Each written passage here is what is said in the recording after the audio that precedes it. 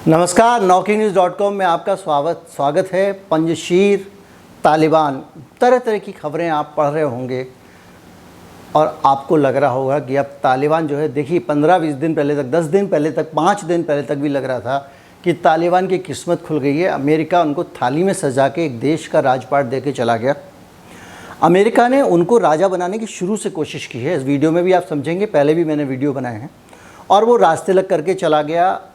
America ने आज भी ISI के ज़रिए पाकिस्तान से उनको मदद करता रहेगा, ऐसा ज़्यादातर लोगों का मानना है। और ये एक बवाल हमारे सर पे रख के चला गया है। अब सवाल इस बात का है कि क्या ये भारत के लिए ही बवाल है या खुद तालिबान भी अपनी खोपड़ी पे बड़ी टेंशन ले चुके हैं और उनके सिर पे जो तबला बज रहा है वो उनको कभी तक उससे कब छुटकारा पा पाएंगे या नहीं पा पाएंगे, ये बड़ा सवाल है।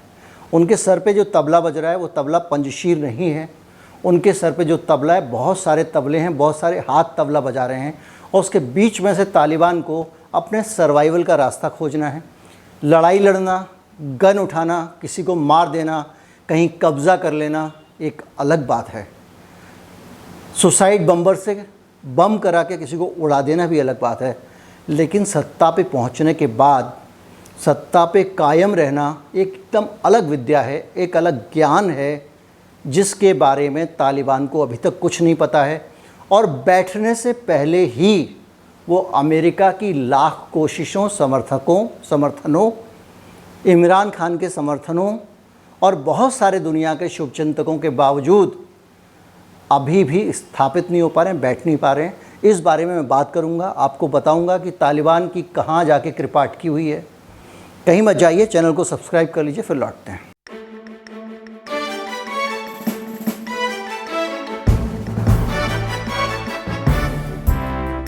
ये जो अमेरिका और ब्रिटेन है ना, ये जब कुछ देते हैं तो आपको पता नहीं चलता कि आपकी कहाँ से क्या ले रहे हैं, किस जेब से क्या निकाल रहे हैं।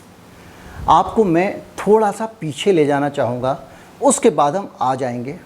जब भारत आज़ाद हुआ तो आप कल्पना कीजिए, नक्शा देख लीजिए। एक तरफ भारत के पश्चिमी पाकिस्तान, जो वर्तमान पाकिस्तान है, दूसरी तरफ भारत के पूर्वी पाकिस्तान देख लीजिए आप। और पश्चिमी पाकिस्तान और पूर्वी पाकिस्तान के बीच में भारत को सैंडविच बनाकर आज़ाद किया गया। अगर भारत पश्चिम की तरफ भिड़ता है तो पूरब की तरफ से पाकिस्तान कुछ कर सकता है, पूरब की तरफ भिड़ता है तो पश्चिमी की तरफ से पाकिस्तान कुछ कर सकता है। ये एक लंगड़ अटका के वो गया था। जो पूर्वी पाकिस्तान था उसको भारत से 3 तरह से घेर दिया था। ये भी नक्शा देख लीजिए। पूरा बांग्लादेश जो अब बन चुका है पूर्वी पाकिस्तान का, वो भी 3-4 जगह से भारत से घिरा हुआ था। और दोनों के बीच में जो अंग्रेज़ों ने 1930 से लेके 25 से लेके भर के आग झोंकी थी और हिंदू मुसलमान मचाया था ज़बरदस्त। उसमें कई नेता हिंदुओं के, कई मुसलमानों के इस काम में लगा दिए थे कि इनके बीच में इतना जहर बो दो कि ये कभी साथ में जीना ना सीख पाएँ। उस वातावरण के बीच में ये स्ट्रक्चर, ये भूगोल बना के भारत का यहाँ से अंग्रेज़ गए थे। सेम टू सेम, ठीक वैसा ही इस नक्शे को देखिए। फ़िलिस्तीन और इज़राइल के मामले में हुआ। फ़िलिस्तीन पहले पूरा एक देश था, जैसे भारत पूरा एक देश है। अंग्रेज़ों ने जाते जाते फ़िलिस्तीन के 2 हिस्से किए, जैसे भारत के किए।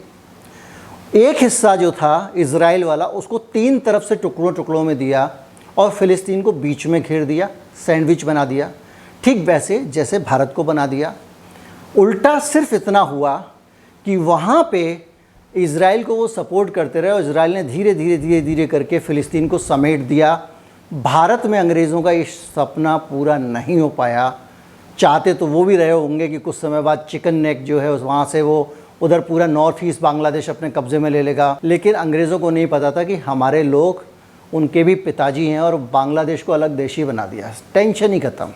तो अब हम दोनों तरफ से घिरे हुए नहीं हैं।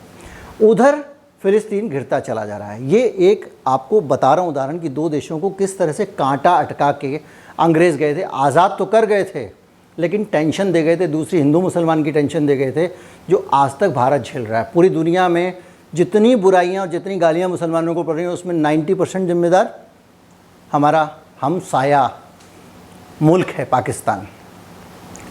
अब अगर और देखें तो कश्मीर को पहले जानबूझ के ऐसा बना के गए कि वो डिस्प्यूटेड टेरिटरी बने, और वो ही हुआ। पाकिस्तान ने देखा मौका और वहाँ से अपनी तरफ से कबायलियों को घुसाना शुरू कर दिया। आज तक हम कश्मीर को भुगत रहे हैं क्योंकि अंग्रेज़ उसमें आग लगा के गया है। थोड़ा दूर चले जाइए, हांगकांग, चीन को हांगकांग दिया लेकिन फिर भी नहीं दिया। अब हालत ये है कि हांगकांग में लगातार आंदोलन चल रहे हैं, और जो लोग वहाँ आंदोलन कर रहे हैं हांगकांग में अपनी स्वतंत्रता का, अपनी फ्रीडम का, चीन उनको कह रहा है ये आतंकवादी हैं। जब वो कहते हैं हम चाहते हैं आज़ादी, तो चीन कहता है देखिए ये चीन से आज़ादी चाह रहे हैं, और ये विवाद वहाँ चल रहा है, लोगों को पकड़ पकड़ के ले जाते हैं। अब चाइना ने एक कानून बना दिया। दरअसल क्या है, हांगकांग के बारे में आपको बताऊं कि हांगकांग में की प्रत्यर्पण संधि, देखिए उसको एक स्वायत्त देश के तौर पे आज़ाद किया गया, जो 2047 तक शायद अभी स्वायत्त रहेगा, उसके बाद वो चीन का हिस्सा बन जाएगा। इस शर्त के साथ अंग्रेज उसको छोड़ के गए। अब जब 2047 आएगा तब तक के लिए धान बो दिया है। अब हांगकांग में क्या हो रहा है कि लगातार, जो हांगकांग में क्या है कि प्रत्यर्पण संधि नहीं है, जो लोग अपराध करके हांगकांग पहुंच जाते हैं उन अपराधियों को हांगकांग से वो देश वापस नहीं मंगा सकते क्योंकि प्रत्यर्पण संधि नहीं है। चीन ने इसको लेकर एक कानून बनाया, क्योंकि चीन को दिक्कत ये हो रही थी, वहाँ पे जो लोग चीन के खिलाफ आवाज़ उठा रहे थे उनको वो काबू नहीं कर पा रहा था। तो उसने एक कानून बना दिया कि हम उन लोगों को बुलाकर पकड़ के लाकर चीन में उन अपराधियों के खिलाफ मुकदमे चला सकते हैं। इसका वहाँ विरोध हो रहा है, बेहतरीन आंदोलन हो रहा है। दुनिया में इतने अच्छे आंदोलन कभी नहीं हुए जिस तरह से मजबूती से चीन के दांत खट्टे कर रहा है हांगकांग के लोग कर रहे हैं। खैर, लेकिन हमारा विषय क्या है, वहाँ पे भी गले में फांस डाल के गया। यहाँ पे भी चला तो गया है, एक पंजशीर है, लेकिन पंजशीर उतनी बड़ी चुनौती नहीं है। आपको फिर इतिहास में लेके जाऊँगा। अफ़गानिस्तान की सबसे बड़ी समस्या है आधुनिकता बनाम पिछड़ापन, और जो पुरातन पंथी या जो घिसे पिटे इस्लामिक कानून को मानने वाले कठमुल्ला लोग हैं। इन दोनों के बीच में जो संघर्ष है वो अफ़गानिस्तान की कहानी है। नूर मोहम्मद तारिकी, आपको याद होगा, अफ़गानिस्तान के राष्ट्रपति होते थे। नूर मोहम्मद तारिकी ने कई सारे रिफॉर्म अफ़गानिस्तान में किए। उसने महिलाओं के ऊपर बुर्का पहनने की पाबंदी हटा दी, कहा आप जैसे अच्छे से रहना चाहें वैसे रह सकती हैं। वही दौर था जब अफ़गानिस्तान में स्कर्ट पहन के लड़कियां घूमा करती थीं और एक आधुनिक समाज बन गया था। नूर मोहम्मद तारिकी पड़ोस के सोवियत संघ से बहुत ज़्यादा प्रभावित थे, इसलिए वो चाहते थे संपत्ति का बंटवारा भी हो। तो जैसे भारत में विनोबा भावे ने भूदान आंदोलन चलाया था, उन्होंने भी कहा कि जिनके पास ज़्यादा ज़मीनें हैं वो दूसरे लोगों को भी ज़मीन दें ताकि सबके पास ज़मीन रहे। भारत में भी हमने किया था बड़ी संख्या में। तो वो जो है ज़मीनें उनको दें, और इस तरह के जब वो रिफॉर्म कर रहे थे तो अमेरिका जो है उसने वहाँ के जो कठमुल्ला कबीले थे, उनकी सोवियत यूनियन से नज़दीकी को देखते हुए उन्होंने उन कबीलों को भड़काया कि ये आदमी स्कर्ट पहन के घुमाता है, ये ज़्यादा मॉडर्नाइज़ कर रहा है अफ़गानिस्तान की सोसाइटी को, आधुनिक बना रहा है, इससे तुम्हारा इस्लाम खतरे में पड़ जाएगा। और CIA ने बड़ी संख्या में उस वक़्त के मुजाहिदीन को पाकिस्तान की मदद से, पाकिस्तान के रूट से, पाकिस्तान के रास्ते से खूब सारी रसद दी, हथियार दिए, ट्रेनिंग दी और भड़काया। वो लड़ा के अपने आप को तैयार कर रहे थे अफ़गानिस्तान के हिस्सों में। ये सब अफ़गानिस्तान के दक्षिणी हिस्से में हो रहा था। ये वो हिस्सा है जो पाकिस्तान से जुड़ा हुआ हिस्सा है। जितना जितना पाकिस्तान से दूर जाते जाएंगे अफ़गानिस्तान में तालिबान का असर भी कम मिलता जाएगा। और ये सारी की सारी चीज़ें जब वहाँ आग बोई जा रही थी अफ़गानिस्तान में, कठमुल्लेपन को बोया जा रहा था और नर्चर किया जा रहा था, आज वही कठमुल्ले बहुत सारे कबीले इकट्ठे होकर तालिबान के नेतृत्व में वहाँ पे सरकार बनाने जा रहे हैं। समस्या ये आ गई है कि अमेरिका अब उनको बोल रहा है कि आप जो है बड़े अच्छे लोग हो, ये तो अच्छे तालिबान हैं, आपको तो कानून का शासन चलाना चाहिए, आपको दूसरे देश के खिलाफ आतंकवादी गतिविधियों को बढ़ावा नहीं देना चाहिए, आपको महिलाओं के प्रति अच्छा रवैया अपनाना चाहिए और वगैरह वगैरह वगैरह। जब आप जिसका पूरा वजूद धार्मिक कट्टरवाद के ऊपर टिका हो, जिनको आपने भड़का भड़का के कट्टर बनाया हो, उनसे आप आधुनिकता की उम्मीद कर रहे हैं। अब सत्ता में टिके रहने के लिए अगर वो आधुनिकता को ओढ़ते हैं, तालिबान उसे स्वीकार करते हैं, तो जिन कबीलों के वो सरपरस्त हैं, जिन कबीलों के वो नेता हैं, जिन कबीलों ने अफ़गानिस्तान में तालिबान को इतना बड़ा बनाया, वो कबीले उनके ही खिलाफ हो जाएंगे। अगर बुर्का मैंडेटरी नहीं किया, स्कर्ट पहनना चालू कर दिया, तो क्या होगा? अफ़गानिस्तान का काम नूर मोहम्मद तारिकी वाला हो जाएगा। फिर वही लड़ाके खड़े हो जाएंगे। उधर पंजशीर आप देख ही रहे हैं, लगातार चल रहा है। उम्मीद की एक किरण एक कोने में अफ़गानिस्तान के बैठी है, और वो उम्मीद की किरण, वो दिया दूर से दिख रहा है। और जो लोग भी अफ़गानिस्तान की सरकार के ख़िलाफ़ आवाज़ उठाना चाहेंगे, वो वहाँ संपर्क करेंगे।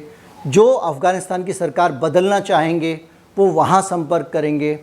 ये सारा माहौल चल रहा है, और इसी के कारण अफ़गानिस्तान की जो लीडरशिप है, तालिबान की लीडरशिप, वो उधेड़-बुन में लगी है कि अगला नेता किसको बनाया जाए। और ये सबसे बड़ी चुनौती अफ़गानिस्तान के समाज के सामने है कि वो किसको बनाए नेता, क्योंकि जो नेता बन के आएगा, आप देखेंगे बगल बगल में बार बार में अलग अलग गुट अपने नाम प्लांट करा रहे हैं मीडिया के ज़रिए। कभी कोई कहता है कि ये बनने वाला है, कभी कोई कहता है वो बनने वाला है। और इस पूरे माहौल के बीच में सरकार बनने से पहले ही अफ़गानिस्तान लड़खड़ा रहा है, और ये लड़खड़ाहट तालिबान की लगातार लंबे समय तक आपको देखने को मिलेगी। अमेरिका ने थाली में सजाकर तालिबान को अफ़गानिस्तान तो दिया है, लेकिन उस थाली में ऐसे व्यंजन हैं जिनको हजम करना आसान नहीं होगा। ये वीडियो अगर अच्छा लगा है तो, और आप हमारे चैनल को अगर सपोर्ट करना चाहते हैं, तो डिस्क्रिप्शन में जाएं, हमारा UPI ID मिलेगा। यही UPI ID है जो आप स्क्रीन पर देख रहे हैं, और उसके ज़रिए आप हमको भुगतान कर सकते हैं। इस वीडियो के अंत में एक बारकोड भी है, उसके ज़रिए भी भुगतान कर सकते हैं। इसको ज़रा ज़्यादा शेयर कर दीजिएगा ताकि ज़्यादा से ज़्यादा लोगों तक पहुँचे। चैनल को सब्सक्राइब नहीं कर लिया तो सब्सक्राइब कर लीजिएगा। नमस्कार, जय हिंद।